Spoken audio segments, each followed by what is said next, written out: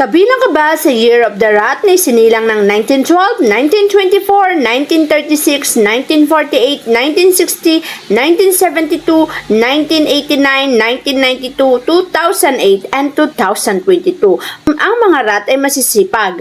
Ang mga ito ay nakakabili ng gusto nila, matipid pero hindi naman kuripot na matatawag dahil gusto nila laging may laman ng kanilang mga ATM.